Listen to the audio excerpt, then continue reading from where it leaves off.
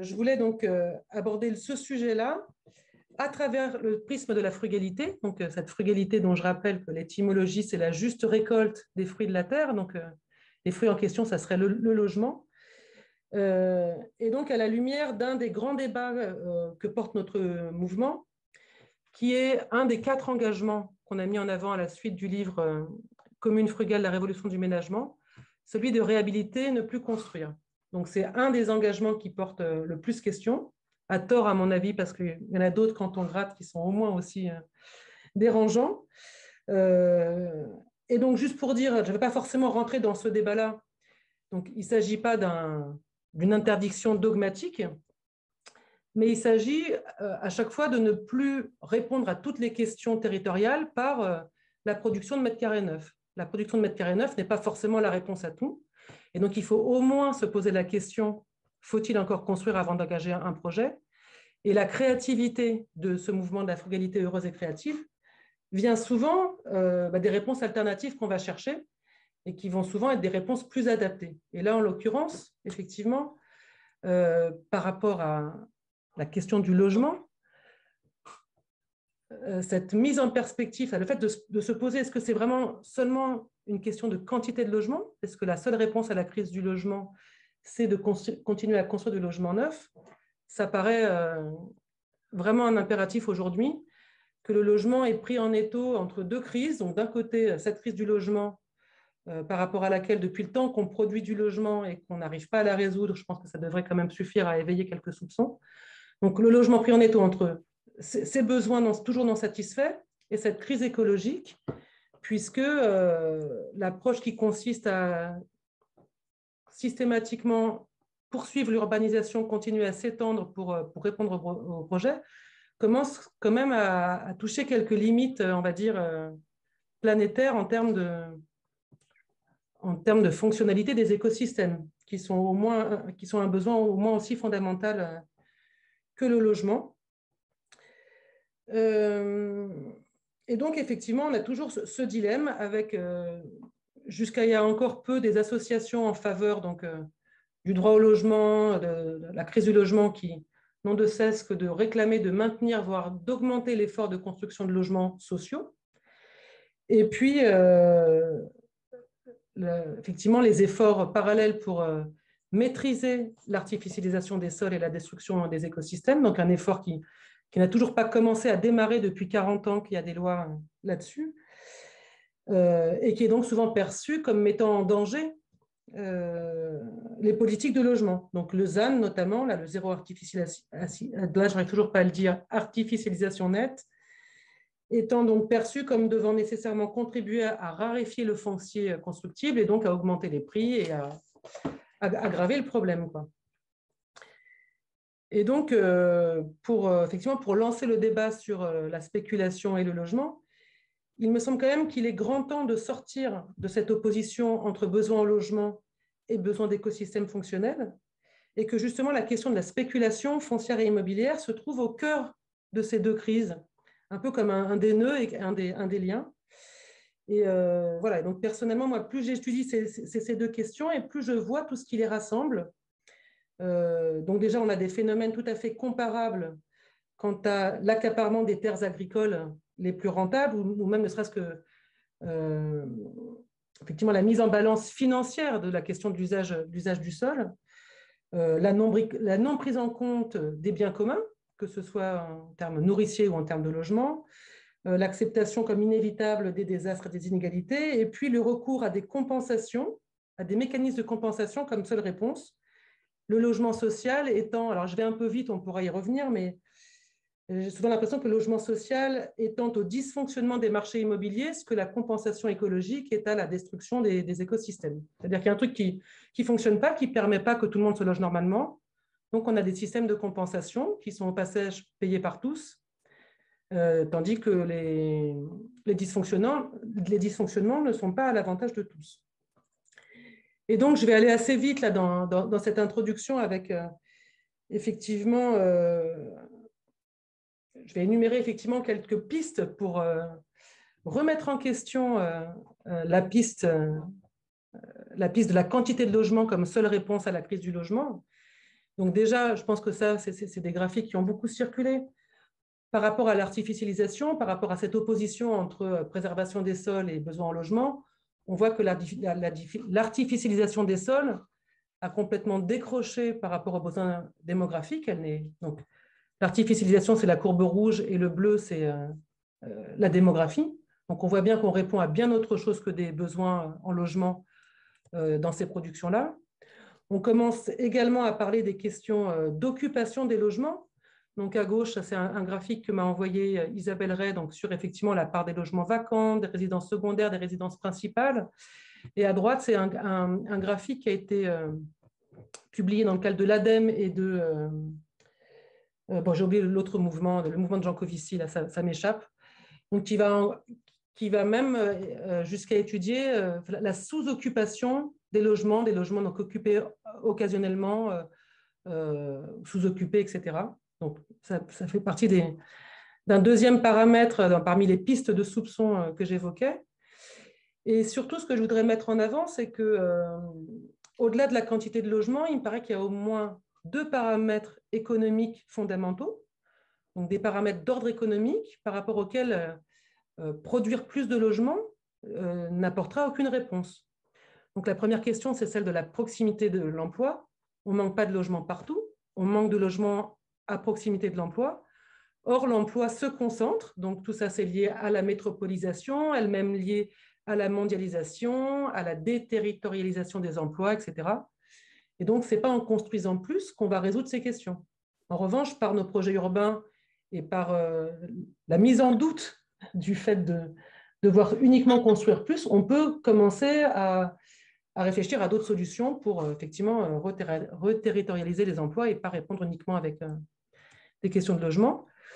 Donc, proximité de l'emploi et ou attractivité touristique. À droite, c'est une carte de l'artificialisation des sols qui est quand même aussi très marquée par les littoraux.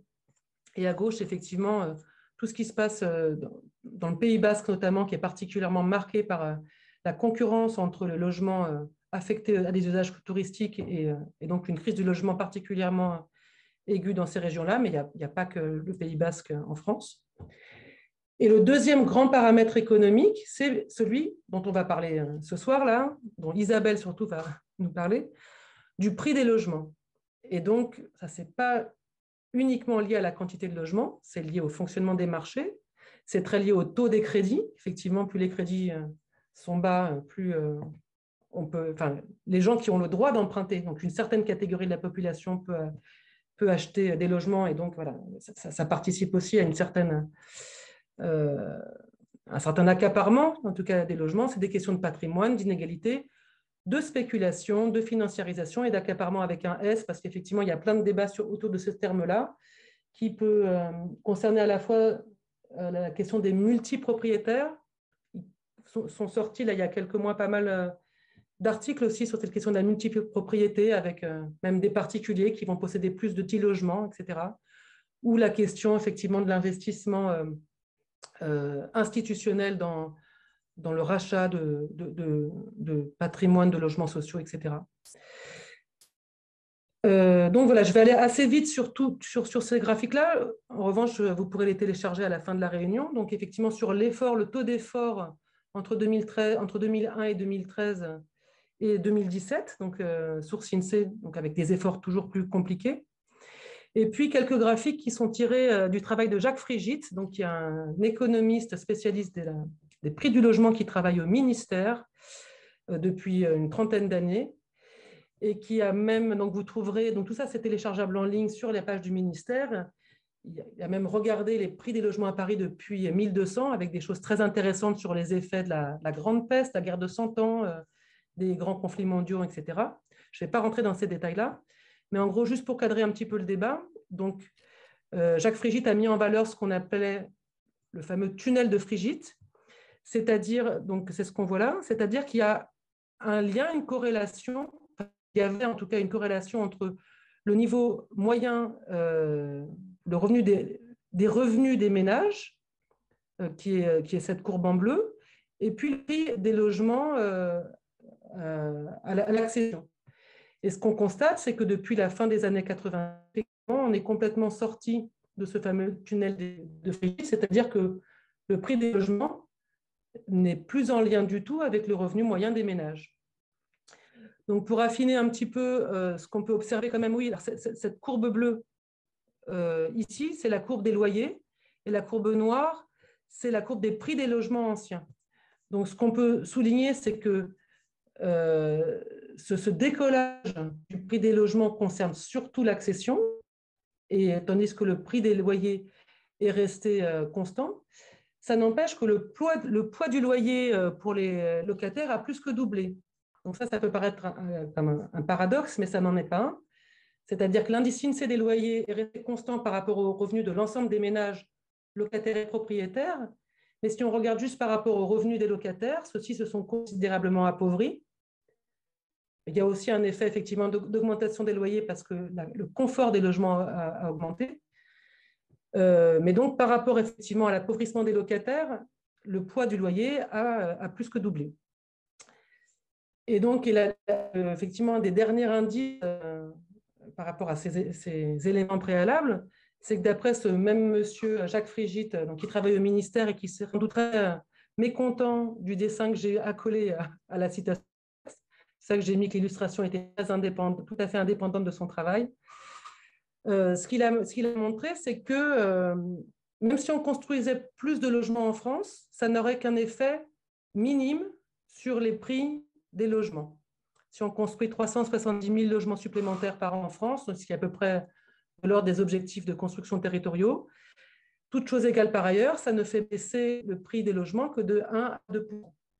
Or, voilà, le logement continue à augmenter parce que toutes choses ne sont pas égales par ailleurs et il y a un mécanisme effectivement de spéculation qui continue à se développer. Donc ça, c'est un graphique que m'a envoyé Isabelle Ray qui résume un petit peu de façon, je pense, peut-être plus élégante tout ce que je viens de raconter à travers des graphiques de Jacques Frigit. Et puis pour conclure, effectivement, peut-être quelques autres références. J'avais été très intéressée par ce rapport sur la financiarisation du logement et le droit au logement, sorti en 2017 par la rapporteure spéciale de l'ONU pour le droit au logement. Il y a eu un documentaire aussi que je trouve beaucoup moins bien parce que très centré sur la personne de cette rapporteuse, donc qui va moins au fond des choses que son rapport. Et c'est un rapport à dimension très internationale qui montre effectivement que, on dit souvent que la financiarisation se concentre plutôt sur les produits de bureau, sur l'immobilier tertiaire. Donc, c'est vrai dans une certaine mesure. En France, les grands investisseurs se sont très longtemps désengagés du logement. Ce n'est pas vrai partout dans le monde. Et en France, c'est aussi en train de changer. Tout ça, c'est assez complexe, mais je trouve que le rapport est quand même intéressant. Se rendre compte aussi que c'est un phénomène donc, absolument mondial. Donc, ça, c'est une courbe. Donc, la France est en noir, mais on voit que voilà, la question est assez généralisée. Voici le même type de graphique sur l'Europe. Et donc, effectivement, des réactions qui commencent à émerger ou être un peu plus visibles à l'échelle de l'Europe, où toutes les associations, on va dire, nationales ou locales concernant le droit au logement, donc en France, c'est ce petit logo jaune et noir, là, droit au logement, qui est parmi les plus connus. Toutes ces associations-là se sont réunies depuis 2017-2018, si je me souviens bien, dans une coalition européenne, European Action Coalition, pour le droit au logement, et sur lesquelles effectivement plein d'initiatives, donc avec quand même des enjeux différents d'un pays à un autre, des initiatives différentes. Donc effectivement, en Grèce, c'est la grève des loyers qui se développe depuis plusieurs années. En Allemagne, je pense que Isabelle peut-être nous en parlera, effectivement, il y a aussi des mouvements très intéressants sur toutes ces questions. Et donc, ça, c'est juste une photo prise dans une manifestation organisée par le DAL, Droit au logement, à Paris en 2021, à laquelle Extinction Rébellion s'était mêlée, avec des panneaux logement abordable, terre fertile, même combat, et en reprenant les hashtags Stop Spéculation, communs à partager, Housing Not Profit, Housing for People Not for Profit, voilà, qui me semble particulièrement intéressant dans effectivement cette nécessité d'arrêter d'opposer les besoins en logement et la protection des écosystèmes, et donc d'adresser clairement cette question économique de la spéculation immobilière. Et voilà, et si ça vous va, je vais passer la parole à Isabelle. C'est vrai qu'on voit depuis 2000 un net décrochage de l'évolution des prix par rapport aux revenus, à l'inflation, même par rapport aux loyers, qui sont les trois courbes plates en bas. Et effectivement, les prix d'achat des logements du mètre carré accélèrent 2,5 à 3 fois plus vite que les revenus. Le taux annuel moyen de croissance des résidences secondaires et des logements vacants est supérieur au taux des résidences principales. Et ce qu'on voit aujourd'hui, c'est qu'il y a une fraction des ménages qui accumulent les logements en propriété, des résidences secondaires, des logements touristiques, tandis que des logements à louer, tandis que d'autres, évidemment, peinent à en avoir un. Alors, donc, l'idée que j'avais, enfin, c'est qu'on ne peut pas continuer dans cette surenchère. En plus, si vous voulez, l'augmentation des prix euh, entraîne l'augmentation des prix. Il y a une espèce de spirale qui se met en marche, qui a été soutenue beaucoup par, évidemment, le crédit immobilier, mais tous ceux qui revendent rachètent derrière, et ils revendent cher et ils rachètent cher. Et donc, effectivement, cette spirale ne fait que s'auto-alimenter, et en laissant évidemment à la porte un certain nombre de gens.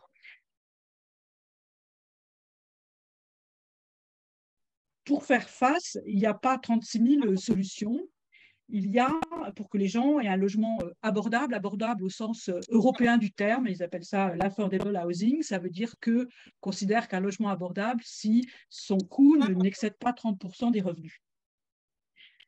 Pour casser cette spéculation, alors là j'en ai mis trois. Il y en a, le premier, c'est quand même le logement social, qui est très développé dans certains pays d'Europe, aux Pays-Bas, à Vienne. En France, on en a 17%.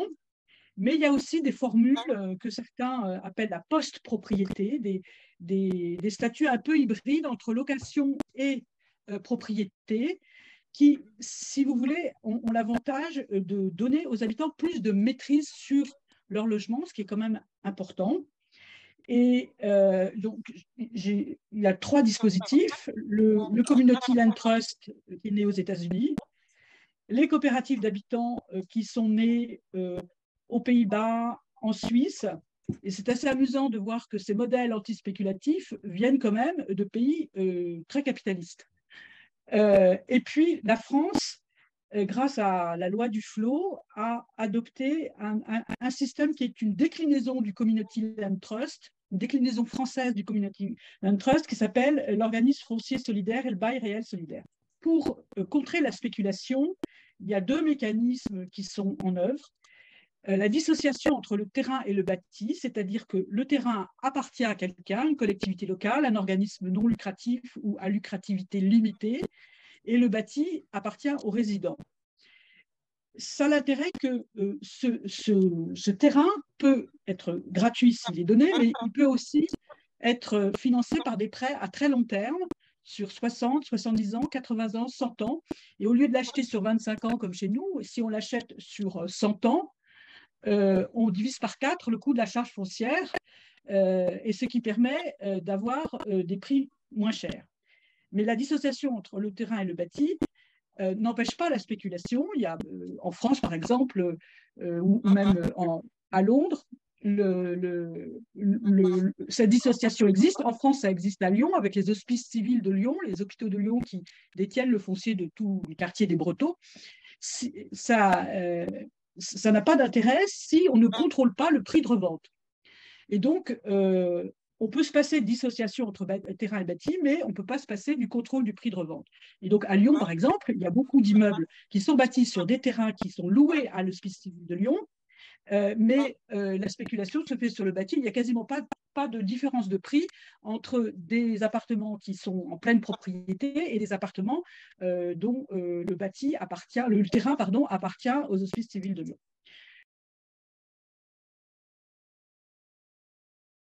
Le Community Land Trust, ça veut dire que le terrain appartient à un trust, Land Trust, et qui est géré par la communauté, Community Land Trust. Communauté, ce n'est pas que les habitants, ce sont les habitants, les voisins, les riverains, les gens qui soutiennent l'initiative et les pouvoirs locaux.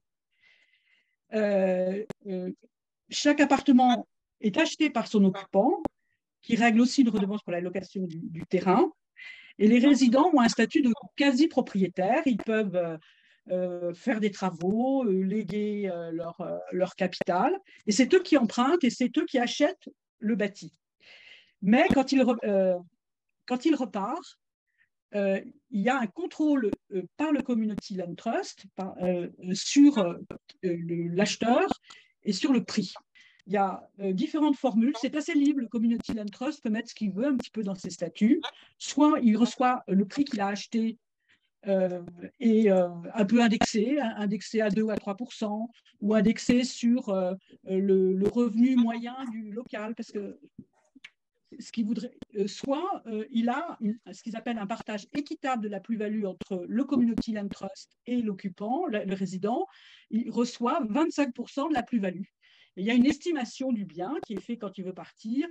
On fait les comptes entre est-ce qu'il y a eu des dégradations, est-ce qu'il y a eu des améliorations, et on compare avec les prix du voisinage.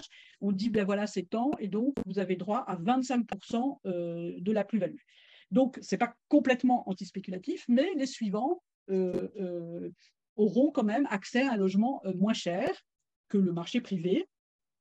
Et l'intérêt qu'ils perçoivent une partie de la plus-value, c'est qu'ils ont capitalisé, ils ont une épargne qui s'est réévaluée et qui permet de se reloger dans le privé.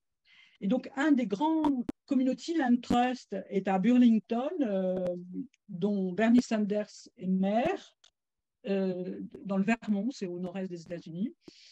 Bernie Sanders et ses potes l'ont fondé en 82. Ils ont à peu près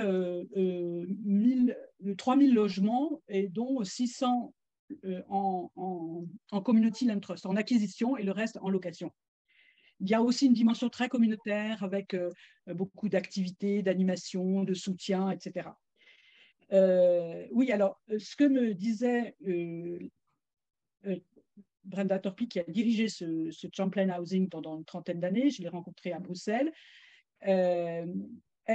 Ils ont fait une petite étude, ils ont montré qu'ils avaient eu à peu près 200 reventes, et donc ils ont constaté que le temps moyen de résidence est de 7,5% et que 68% des vendeurs se sont ensuite relogés dans le privé. Donc ça crée une espèce de fluidité, et il faut trouver une formule de revente qui soit compréhensible par tout le monde, qui encourage à entretenir son logement, et qui quand même laisse un écart significatif avec le marché privé.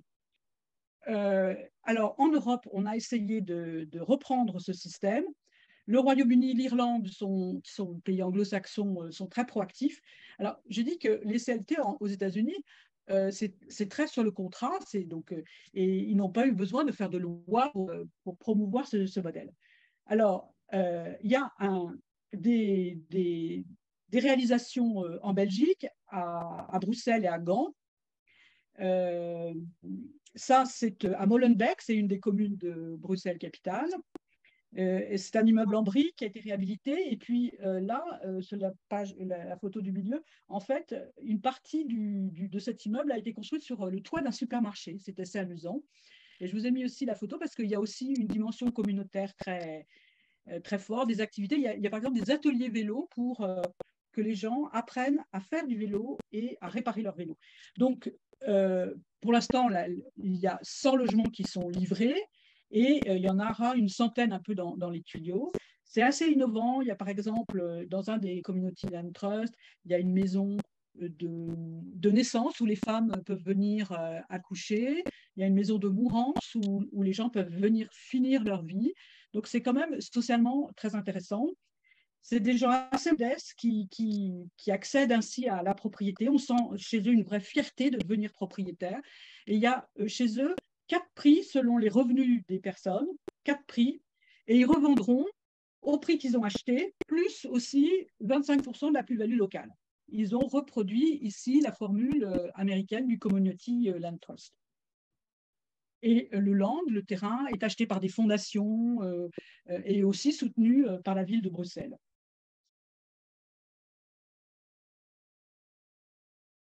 Alors maintenant, le troisième, le deuxième modèle, c'est donc la déclinaison française du Community Land Trust, qui a donc été créé par la loi LUR de mars 2014, avec une première concrétisation en 2017.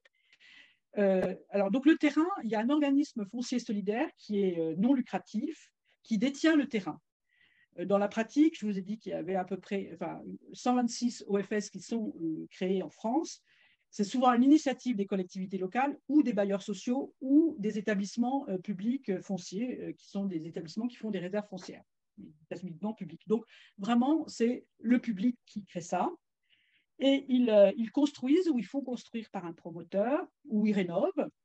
Et les acquéreurs, les occupants, achètent uniquement le bâti et signent avec l'organisme à but non lucratif un bail réel solidaire. C'est la novation juridique. Bail, parce qu'en fait, ils louent le terrain, mais en fait, ils louent aussi le bâti. Mais réel, ça veut dire que ça leur confère des droits réels au sens propriété du terme. Ils peuvent, pareil, faire des travaux, le transmettre à leurs enfants, enfin, le transmettre, et ils sont évidemment là le temps qu'ils veulent, même si leurs revenus dépassent les plafonds, etc. Mais ils ne sont pas pleinement propriétaires. D'abord, ça ne s'adresse qu'aux gens qui ont des revenus conformes au barème du PSLA. Il doit l'utiliser en résidence principale, il ne peut pas le louer, le sous-louer, et il ne peut le vendre qu'à une personne agréée par l'organisme foncier solidaire et qui elle-même répond aux mêmes critères de revenus. Pour payer le terrain, sur 50 ans, 60 ans, 70 ans, il y a une redevance qui est librement fixée, enfin qui dépend un peu du modèle économique. L'innovation, j'ai oublié de dire, c'est que ce bail réel solidaire, c'est un bail de long terme avec lequel donc l'occupant va contracter avec l'organisme foncier solidaire. C'est un bail de 60 ans. Mais l'innovation qui est assez astucieuse, c'est qu'à chaque mutation, que ce soit un héritage, une succession ou une vente, la durée initiale du bail réel solidaire repart pour la même durée, ce qu'on appelle un bail rechargeable. Ce qui est intéressant, c'est que par rapport au baux amphithéotique, c'est que donc, comme ce bail est rechargé au fur et à mesure des mutations, il ne perd pas de sa valeur. C'est ça qui était un peu long à mettre au point. Voilà. Et donc, la revente se fait à un acquéreur agréé par l'organisme foncier solidaire, qui a donc aux mêmes critères de ressources, en résidence principale, et ils revendent au prix initial majoré de l'inflation sans plus-value. Donc, il y a 126 OFS qui doivent être agréés par l'État, parce que forcément, nous, il n'est pas question de faire son petit OFS, il faut que ce soit agréé par l'État. Donc, il y en a presque trop, d'ailleurs, disent certains. Et il y a à peu près 11 500 logements qui sont livrés ou qui vont l'être depuis 2025.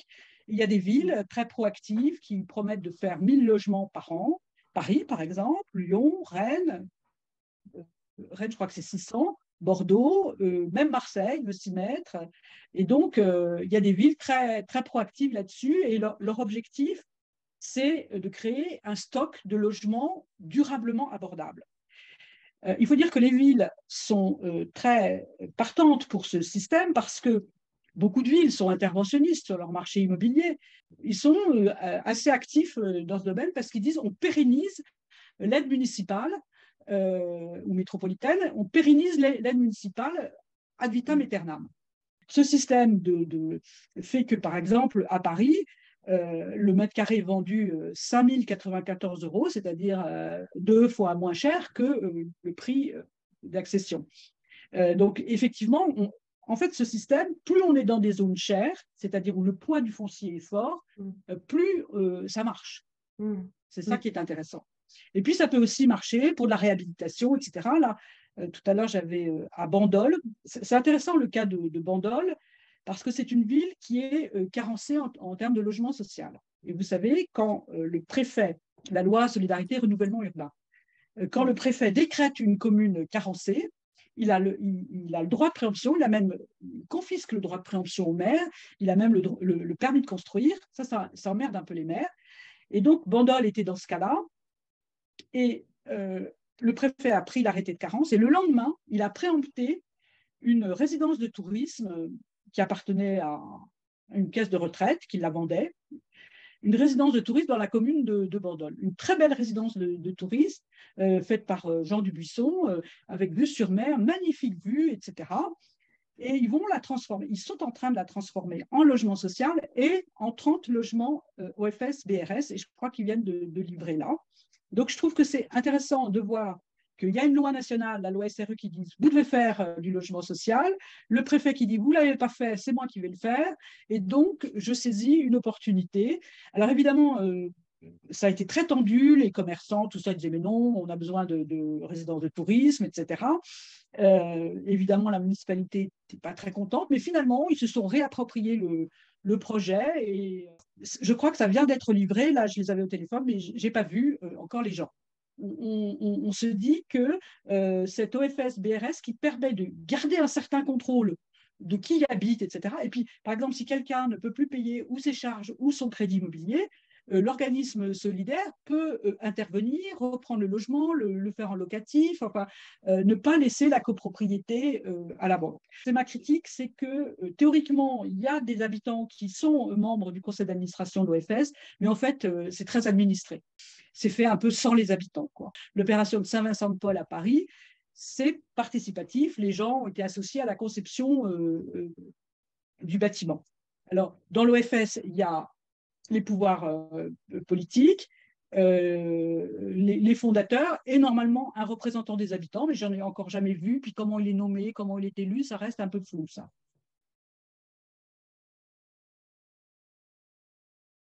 Et alors le troisième système, qui est un vieux système aussi, qui sont les coopératives, qui ont été recréées en France par la loi Allure de mars 2014, des coopératives d'habitat, parce qu'en fait, ça existait jusqu'en 1971, quand Albin Chalandon a supprimé, a interdit la coopérative d'habitat parce qu'il y avait des gens qui étaient partis avec la caisse, il y a eu quelques scandales. Et donc, les coopératives qui existaient ont dû se transformer, soit se mettre sous la tutelle d'un bailleur social, soit se transformer en copropriété. D'ailleurs, je vais voir la semaine prochaine une coopérative qui a été créée dans les années 50 à Paris et qui est maintenant une copropriété classique. Alors, dans la coopérative, c'est la coopérative qui est propriétaire de l'immeuble. Et c'est elle qui emprunte pour construire ou pour le réhabiliter ou pour l'acheter. Les occupants, ils sont à la fois coopérateurs, c'est-à-dire qu'ils achètent des parts sociales de la coopérative, et locataires. Et la coopérative est sans but lucratif, donc le loyer qu'ils vont payer à la coopérative reflète le coût de revient de l'immeuble, avec des prêts qui peuvent être à long terme aussi. Et il est un peu plus que locataire dans la mesure où il est membre actionnaire, je dirais, de la coopérative, et c'est l'Assemblée générale des coopérateurs qui décide de la vie de la coopérative. Et donc, c'est qui décide des investissements, qui décide. Et ce que me disait un spécialiste, là, Dominique Boudet, c'est que la coopérative est un organisme autonome en soi. C'est lui qui définit sa stratégie, sa politique. Mais lorsque vous quittez les lieux, vous récupérez uniquement le montant des parts sociales. En Suisse, c'est 10 à 20 000 euros et rien d'autre. Vous êtes locataire. Et les nouveaux sociétaires sont cooptés par la coopérative qui est liée à un conseil d'administration et en général, il y a une commission qui examine les candidats.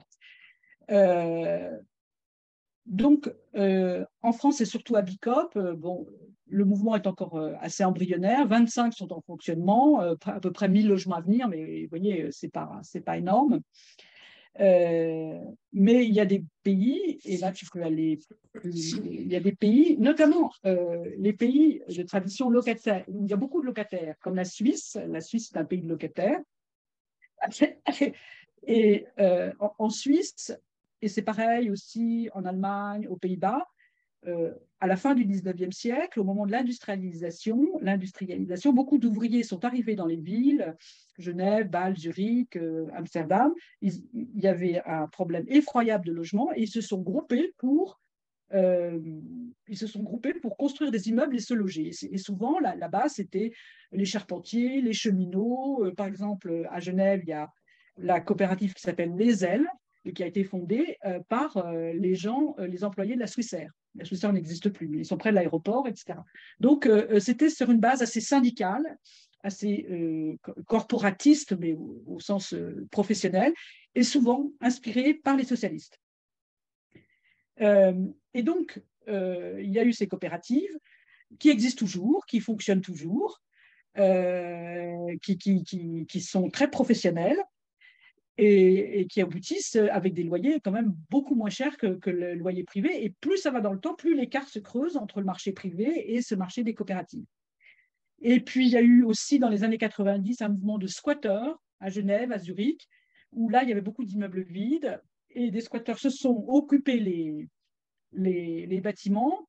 Et comme ils sont un peu suisses aussi, ils ont quand même mis un peu d'argent de côté et ils ont réussi à racheter ces bâtiments et à en faire des coopératives. Donc, il y a la génération 19e siècle, la génération 90, et maintenant, vu l'augmentation des prix, il y a un renouveau des coopératives, à la fois soutenues par le canton ou la ville, parce que Genève, c'est à la fois un État, le canton, et une ville, Zurich aussi, et à la fois soutenu par la ville qui fait des réserves foncières et là c'est quand même souvent un processus qui part des habitants et qui disent voilà, nous on voudrait créer un immeuble, etc. Ils déposent leur projet, enfin les villes font des appels à projets quand elles ont un foncier disponible et elles soumettent leur projet à la ville et elles ont le terrain qui est souvent loué avec des beaux long termes et ils ont ce qu'ils appellent un droit de superficie, c'est-à-dire qu'ils peuvent construire. Là, c'est une coopérative à Genève qui est très écolo, qui s'appelle Équilibre, dans le sens il faut équilibrer ce qu'on prend à la terre et ce qu'on redonne. Ils ont une cuve à lombric, enfin, ils ne sont pas raccordés tout à l'égout. Et quand vous rentrez, vous signez une charte. Par exemple, vous ne pouvez pas avoir d'automobile personnel, évidemment la laverie commune, etc. Voilà, bon, on passe. Ce que je veux dire, c'est que les coopératives, dans leur statut, sont assez libres de mettre ce qu'elles veulent et donc d'impulser une façon d'habiter et voilà. D'autres exemples, la Coda, c'est une coopérative assez dynamique qui a plusieurs immeubles qui commencent à être rares. Et là, c'est à Jonction, c'est vraiment en plein centre-ville de Genève, c'est tout près de la gare. Et il y a ce qu'ils appellent des clusters, c'est-à-dire des grands, pas au sens Covid du terme, des grands appartements où les gens partagent.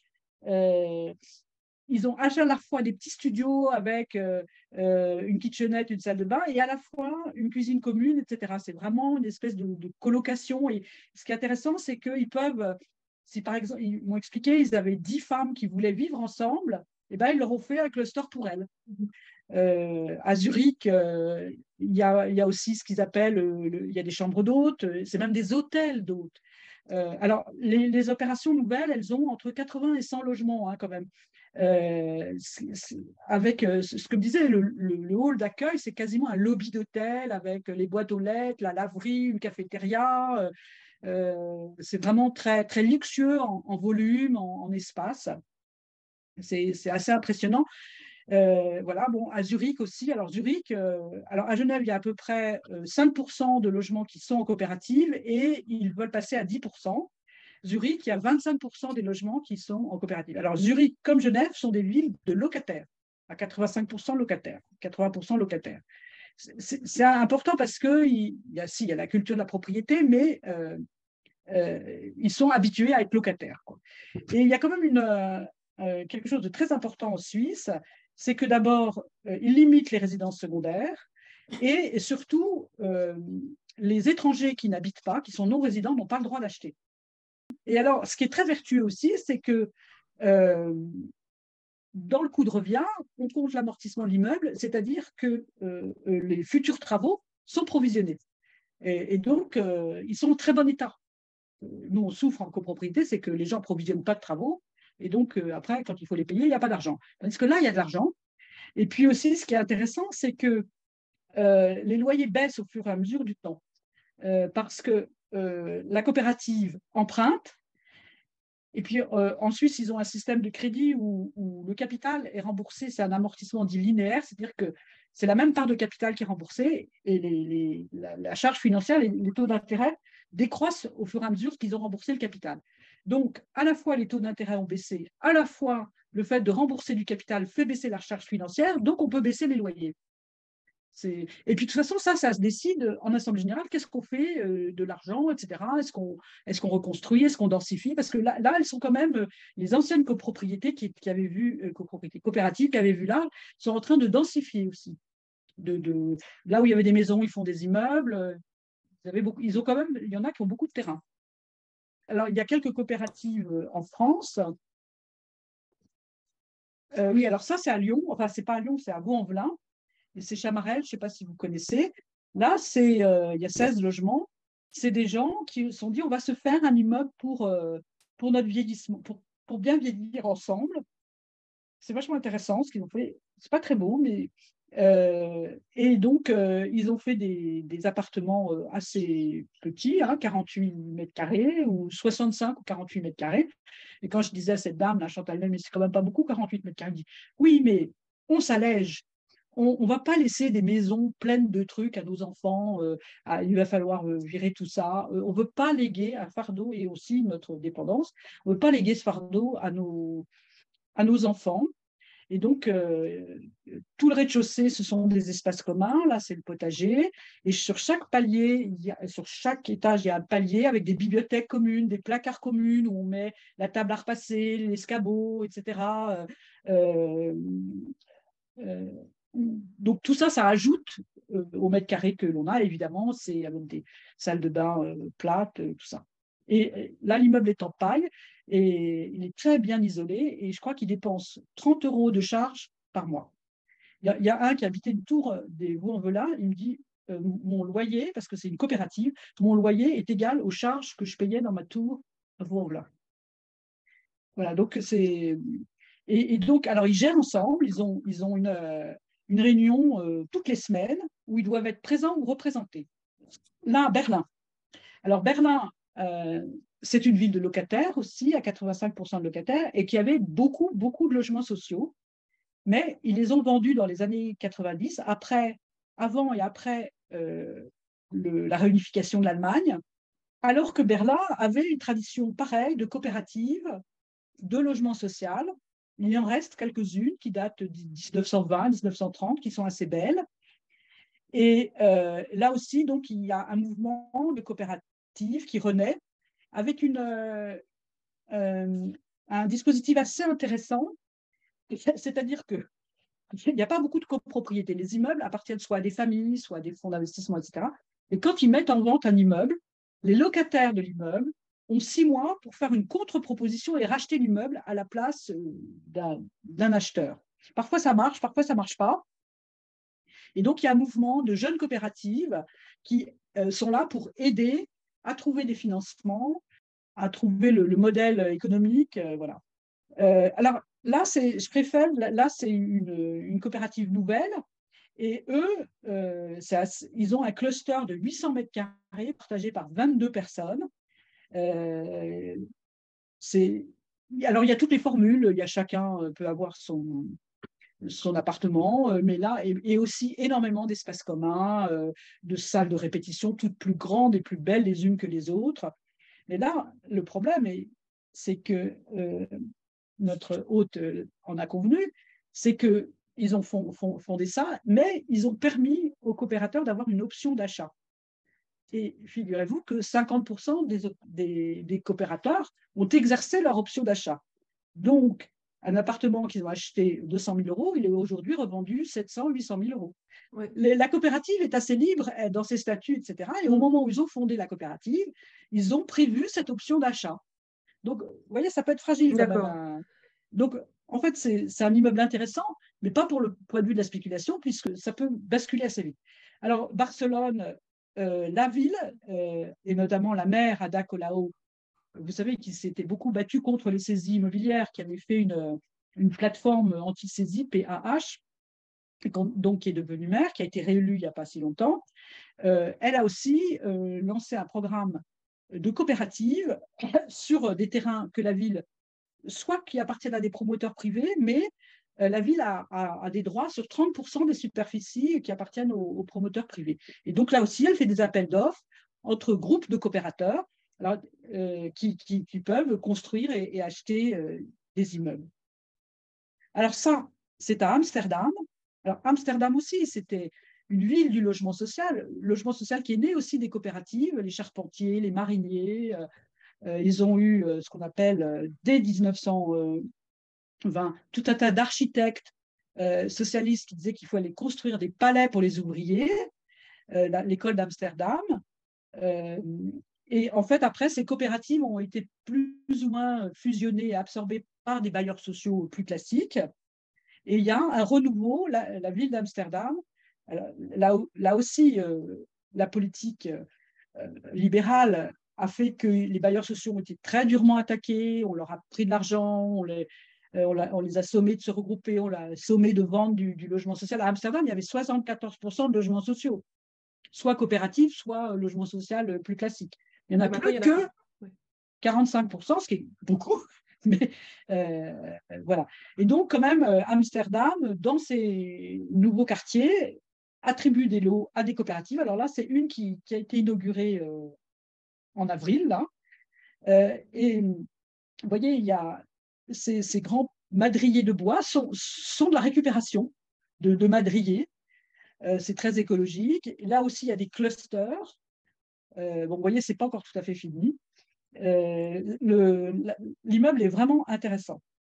6 unités. Et alors, par contre, eux, c'est eux qui ont fait leur statut. On peut sous-louer, on peut s'en aller. Enfin, c'est moins encadré qu'en France. Donc, le projet commun, c'est un projet qu'on a lancé il y a un peu plus de 2 ans maintenant, avec cette idée qui part exactement des mêmes problèmes que vous avez vu déjà tout à l'heure avec la présentation de Marion. Donc je passe, la montée des prix de l'immobilier, la marchandisation de l'immobilier, le fait que ça soit devenu un produit plutôt que quelque chose qu'on puisse partager. Ce que vous n'avez peut-être pas dit, et ce qui est intéressant, c'est que en fait, dans une coopérative d'habitants et dans l'habitat participatif d'une manière générale, les habitants sont actifs. L'idée, c'est qu'avec Commun, on puisse créer non seulement une coopérative, mais des coopératives d'habitants, donc exactement dans le même schéma que celui que vous avez présenté en France, lié à la loi Allure. Actuellement, en France, on compte dans l'ensemble du modèle d'habitat participatif, 6% seulement 6% de coopératives, et pourtant, c'est le schéma qui permet de lutter contre la spéculation immobilière. Il ne faut pas confondre habitat participatif et coopérative d'habitants. L'habitat participatif, on le voit sur le petit camembert là en bas à droite, peut prendre différentes formes. 25% de l'habitat participatif créé depuis depuis que l'habitat participatif existe sont aujourd'hui des copropriétés, 26% sont des SCI. Là, j'ai voilà, 26% sont des SCIA. Donc, on n'est pas sur des modèles coopératifs en copropriété. Enfin, même en gros, si vous avez co-conçu avec les autres habitants votre logement, et aujourd'hui, il y a d'ailleurs des promoteurs qui se lancent là-dedans, qui font une espèce de... On parlait de greenwashing avant, maintenant on parle de social washing.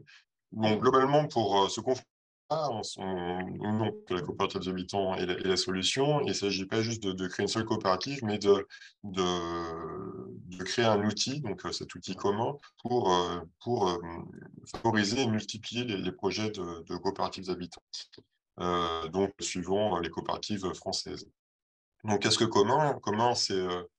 ce qu'on voudrait que Commun soit, c'est un nouvel acteur de l'immobilier à la fois coopératif et solidaire, et anti-spéculatif aussi, et écologique.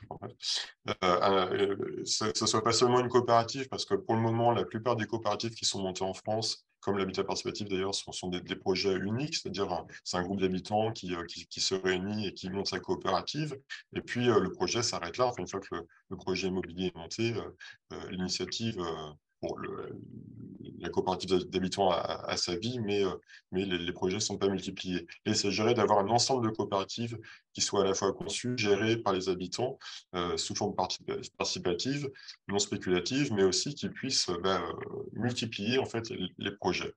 Et cette multiplication de projets, elle serait faite par une foncière citoyenne, donc sans but lucratif, ni spéculatif évidemment, qui permettrait de réaliser ces investissements de manière qui soit aussi un outil financier, finalement un outil de conception, mais aussi un outil financier pour multiplier ces projets.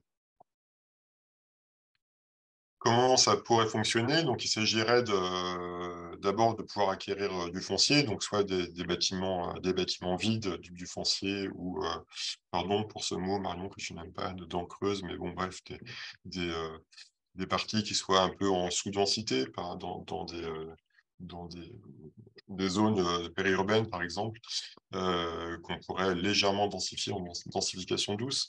Donc, acquérir ce foncier, que ce foncier puisse devenir un patrimoine commun, on puisse y construire ou réhabiliter les bâtiments pour les habitants et avec les habitants plutôt, habitants qui sont donc sociétaires, comme l'a dit Isabelle. Les habitants versent en fait une redevance à commun. Cette redevance, elle sert à la fois à financer les projets, donc à rembourser les emprunts.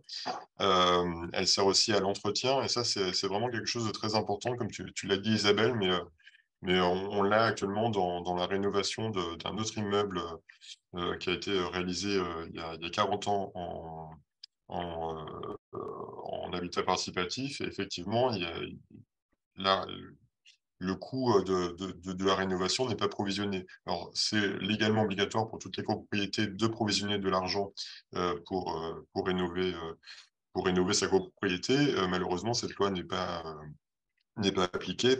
Donc, cette redevance, elle sert à ça.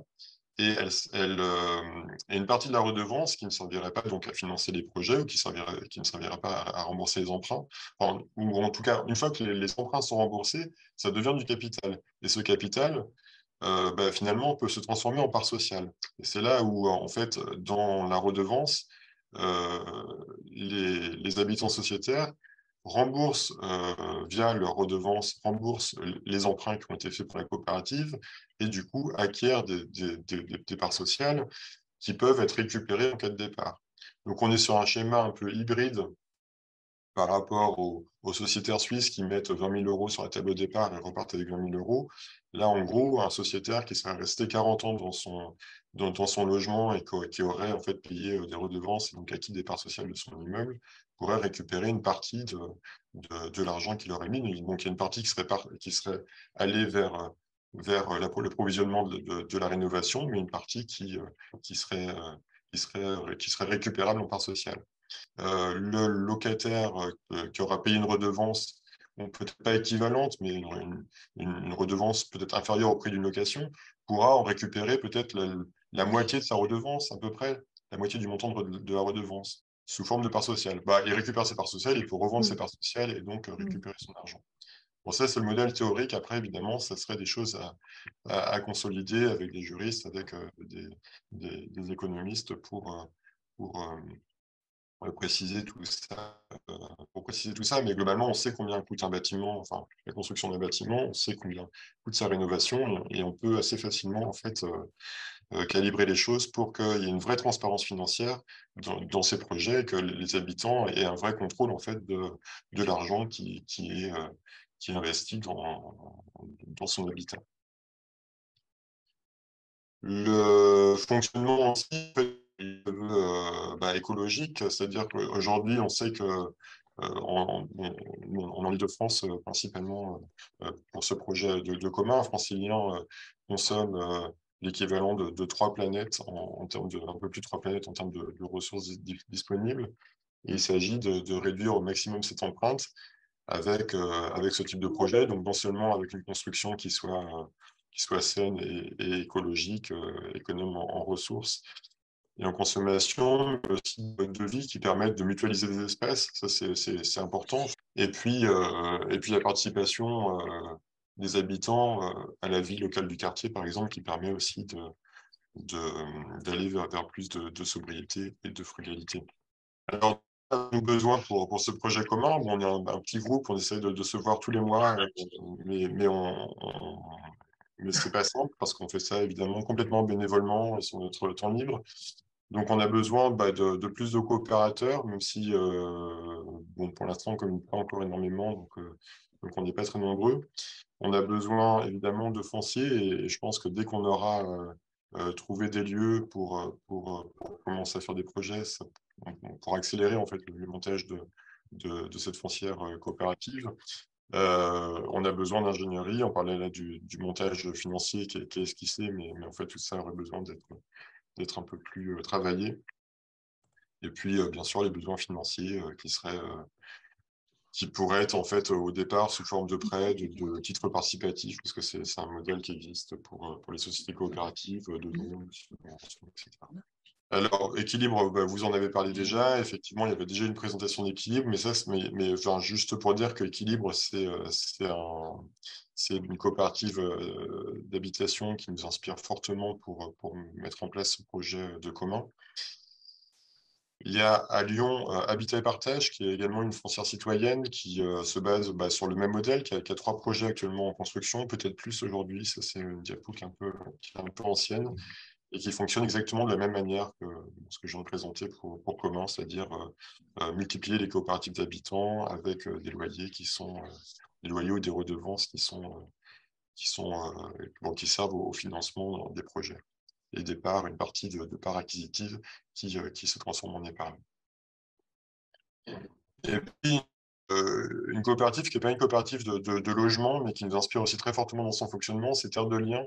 Terre de Liens, vous connaissez sans doute bien Terre de Liens, qui est à la fois une foncière, un fonds de placement, une association. Donc, c'est l'association qui gère en fait l'ensemble du mouvement Terre de Liens, ou cette fédération d'associations qui ensuite permet via la foncière en fait d'acquérir des parcelles agricoles et de les louer à des agriculteurs qui donc sont locataires de la foncière Terre de Liens.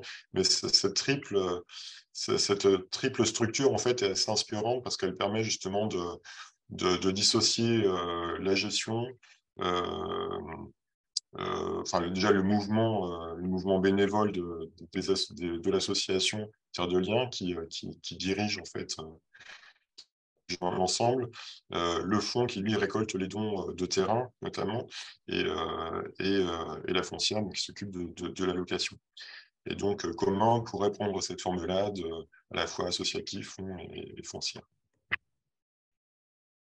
Et je crois que j'ai terminé là.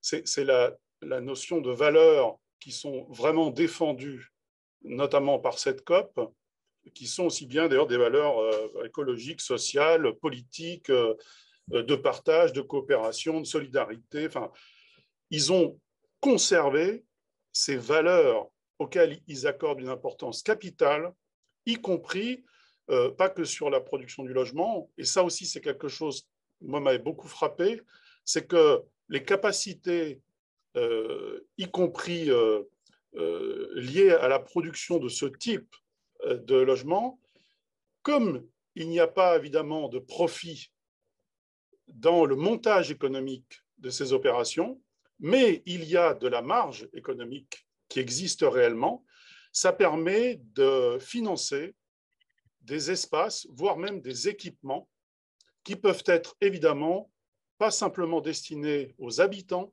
mais destinés au public. Et il y a quelques exemples assez frappants à Genève, mais aussi à Lausanne, qu'avec, je ne sais plus, une production de 200 logements, ils avaient réalisé une salle de spectacle qui était dans l'opération et qui était ouverte au public. Cette manière dont la ressource fédère derrière tout un tas d'autres leviers possibles, d'autres effets, d'autres actions. Avec ce modèle-là, ça ouvre énormément de champs. Par exemple, hein, l'office pour lequel je travaille, qui s'appelle Habitat Sud-Atlantique, a créé son office foncier solidaire et Voilà.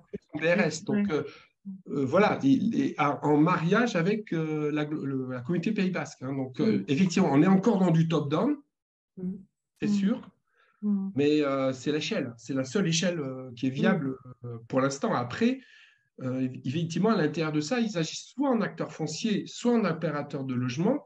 Espérons que, justement, en tant qu'acteur foncier, ils puissent voilà, délivrer des capacités à des opérations coopératives. Voilà.